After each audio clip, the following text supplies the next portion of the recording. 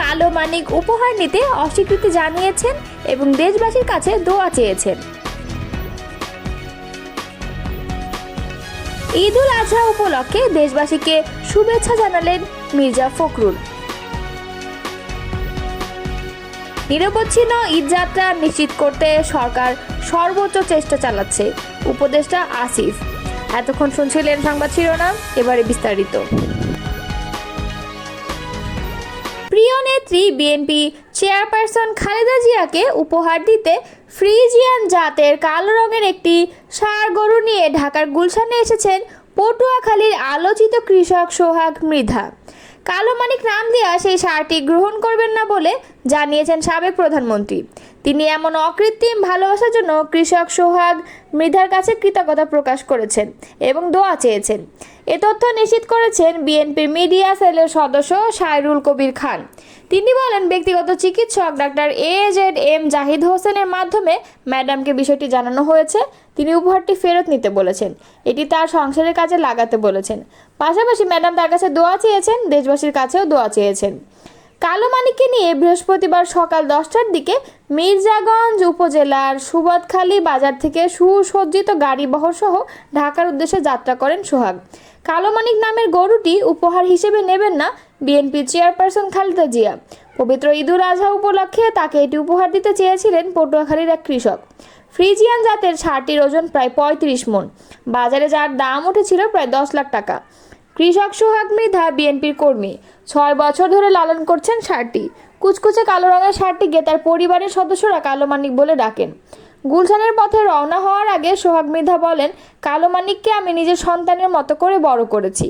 এটিকে আমি নিজেই ঢাকায় নিয়ে গিয়ে খালেদা জিয়ার হাতে উপহার হিসেবে তুলে দিতে চাই।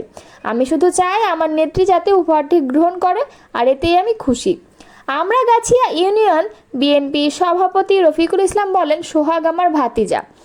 এই গরুটি ওর পরিবারের শেষ সম্বল। গরুটিকে সে আমাদের নেত্রীর জন্য উপহার হিসেবে নিয়ে যাচ্ছেন।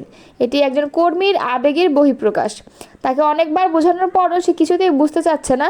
তাই আমাদের সবার অনুরোধ, মমতাময়ী মা এবং সবার নেত্রী খালেদা জিয়া যাতে উপহারটি গ্রহণ করেন। 2018 সালের শেষের দিকে 1,37,000 টাকায় একটি গাভী কিনেন সোহাগ। সপ্তাহ না যেতেই গাভী জন্ম দেয় একটি বাছুরের। সেই বাছুরই আজকের কালো মানিক। দীর্ঘ 6 বছরের নিবিড় পরিচর্যায় নিজ বাড়িতেই বড় করেছেন তিনি এই দৃষ্টিনন্দন ষাঁড়টি। পবিত্র ঈদ উল আজহা উপলক্ষে বাংলাদেশ সহ মুসলিম বিশ্বের সবাইকে আন্তরিক শুভেচ্ছা ও মোবারকবাদ জানিয়েছেন বিএনপির মহাসচিব মির্জা ফখরুল ইসলাম আলমগীর। বৃহস্পতিবার গণমাধ্যমে পাঠানো দেশবাসীর প্রতি দেয়া এক বাণীতে এ কথা বলেন তিনি।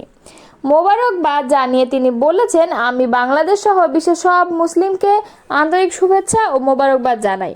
কামনা করি তাদের অবিরাম সুখ, শান্তি ও সমৃদ্ধি।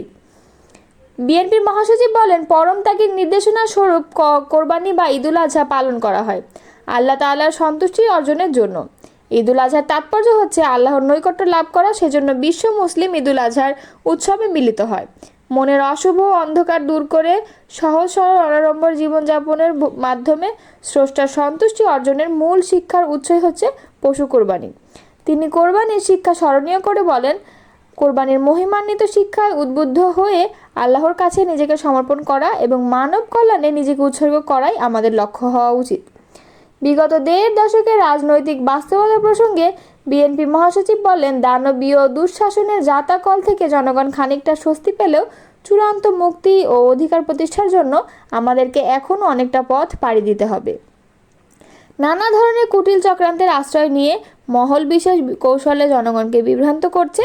এই বিষয়ে আমাদের সকলের সতর্ক দৃষ্টি রাখতে হবে।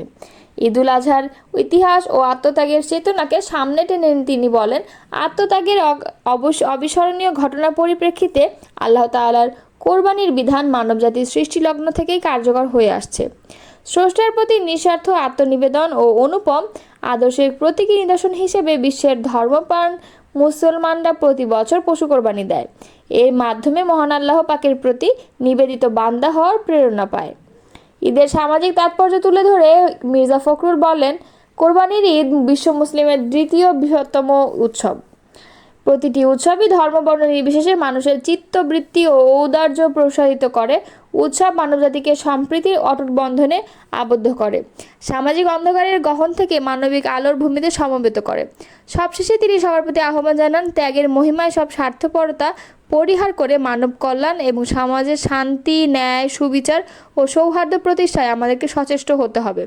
আসুন আমরা অঙ্গীকার করি, কায়েমি স্বার্থকে এড়িয়ে ঈদুল আজহারের আনন্দ, ত্যাগ ও উৎসবের দিনে অসহায় নিরন্ন মানুষের প্রতি সহযোগিতার হাত বাড়িয়ে দেওয়ার।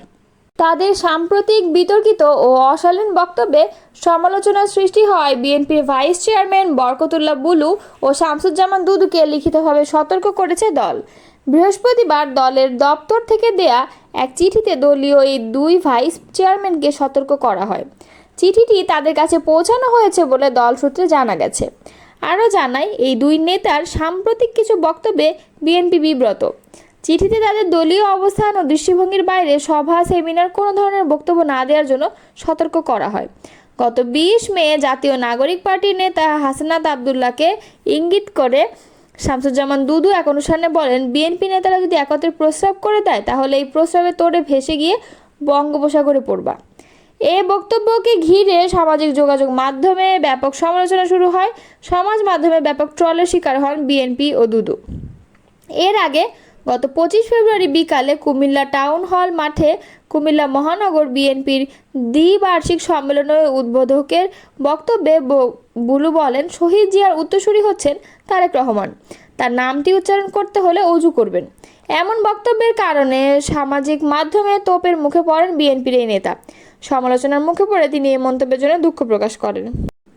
ঈদুল আজহার ঘরমুখো মানুষের ঈদযাত্রা নির্বিঘ্ন করতে সরকার সচেষ্ট রয়েছে বলে জানিয়েছেন স্থানীয় সরকার, পল্লী উন্নয়ন ও সমবায় মন্ত্রণালয় উপদেষ্টা আসিফ মাহমুদ সজীব ভুঁইয়া।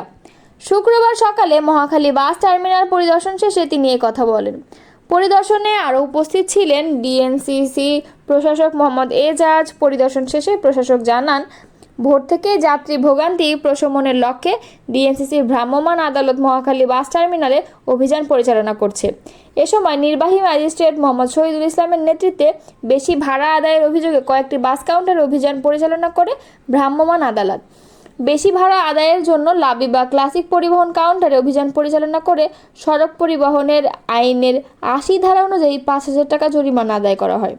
পরিদর্শনকালে স্থানীয় সরকার বিভাগের সচিব রেজাউল মাকসুদ জাহেদি এবং ডিএনসিসির প্রধান নির্বাহী মোহাম্মদ আসাদুজ্জামান উপস্থিত ছিলেন।